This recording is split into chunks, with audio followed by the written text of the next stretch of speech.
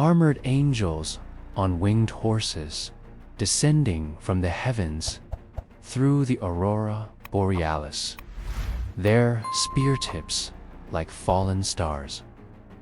They are the Valkyries, the choosers of the slain. The popular story paints them as beautiful, divine figures who reward heroic warriors by carrying their souls to the glorious, eternal feast in Valhalla. It is a beautiful, romantic image of a noble afterlife. But in the grim, fatalistic world of Norse mythology, nothing is ever that simple. What if this glorious image is a lie? What if Valhalla was not a paradise, but a military barracks for the dead? And what if the Valkyries were not angels of glory, but grim, relentless recruiters for an unwinnable, apocalyptic war? Today, we investigate the dark, secret mission of the Valkyries and the terrifying truth behind Odin's army of the dead. The official story is one of the most compelling visions of an afterlife ever created. When a great warrior dies bravely on the battlefield, his final sight is that of a beautiful Valkyrie descending to choose him. She carries his soul across the rainbow bridge, Bifrost, to Asgard, and into the magnificent golden-roofed Hall of Vala. Here, he becomes one of the Einherjar, the honored dead. By day, they fight each other in glorious, bloody combat, only to be miraculously healed by nightfall. By night, they feast endlessly on the meat of a regenerating boar and drink endless mead, served by the Valkyries themselves. It is a warrior's perfect paradise, eternal battle, eternal feasting, eternal glory, all in the company of the gods. This is the promise that fueled the Viking warriors' courage, the ultimate reward for a life of battle. But this promise, like so many things in the Norse world, had a hidden clause, a grim purpose that was rarely spoken of, a purpose that turned this paradise into a perpetual training ground for the end of all things. Here lies the secret truth. Valhalla was not a paradise.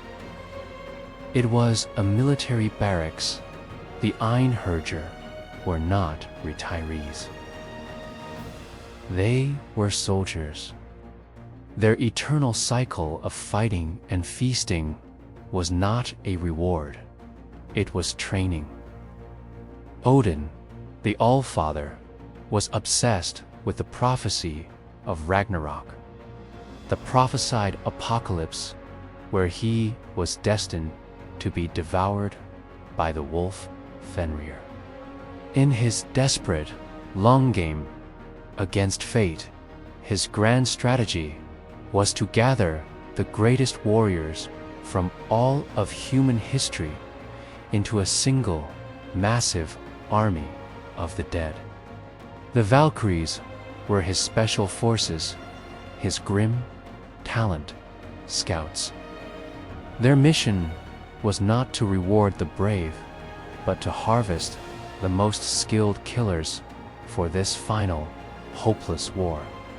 They were Odin's military recruiters, and their selection criteria were brutal. Only half of the battle slain were chosen for Odin's army. The other half went to the goddess Freya's field. The Valkyries' purpose was not one of compassion, but of cold. Military pragmatism in service of a paranoid king preparing for a war he already knew he was going to lose. But the Valkyrie's role was even darker and more active than just recruiting. An ancient, terrifying poem from Saga, the Dara, gives us a glimpse into their true nature. The poem describes 12 Valkyries, not on winged horses, but gathered at a loom before a great battle. And their loom is a thing of horror. The weights are the severed heads of men. The threads are the glistening entrails of men. The shuttle is a sword, and the reeds are arrows. As they work, they chant a gruesome song, weaving the fate of the battle, deciding who will live and who will die, which army will be victorious, and which will be slaughtered. They are not just choosers of the slain. They are the weavers of death itself.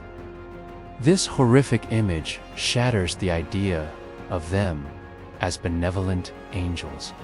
They are grim, terrifying goddesses of fate. Primordial forces who don't just witness war, but actively shape its bloody outcome with their own hands. All to ensure Odin's quota of dead soldiers is met. Were the Valkyries just mindless drones, blindly obedient to Odin's grim mission? The story of the most famous Valkyrie, Brynhildr, proves they were not. In one of her tales, Odin ordered her to grant victory to one king, but she, seeing the virtue in his opponent, another king named Agnar, defied the Allfather's command and chose to give him the victory instead. Odin's rage was absolute.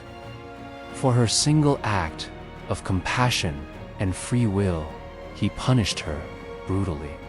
He pricked her with a sleep thorn, stripping her of her divinity and condemning her to a mortal life. He left her to sleep in a castle surrounded by a ring of magical fire, where she would remain until a hero brave enough to cross the flames could claim her as his mortal wife. The story of Brynhildr is a tragic reminder that the Valkyries were not free.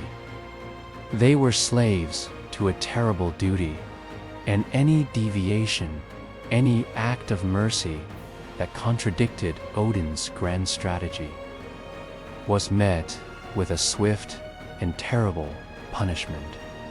The shining, angelic image of the Valkyries shatters under investigation. They were not guides to a glorious paradise. They were tragic, powerful figures trapped in a grim duty. They were Odin's military recruiters, weavers of death, and slaves to his desperate, fatalistic plan. Their entire existence was dedicated to gathering souls for a war that prophecy had already declared they would lose. They were not angels of heaven, but doomed soldiers in a cosmic tragedy. Their beautiful image, a piece of propaganda to convince the greatest warriors to willingly die for a lost cause. Their secret is the dark heart of the Norse heroic ideal. That true glory is not found in victory, but in fighting bravely against an inescapable and utterly certain doom. So, what is your final verdict on the Valkyries? Glorious angels of paradise, or tragic recruiters for a hopeless, apocalyptic war.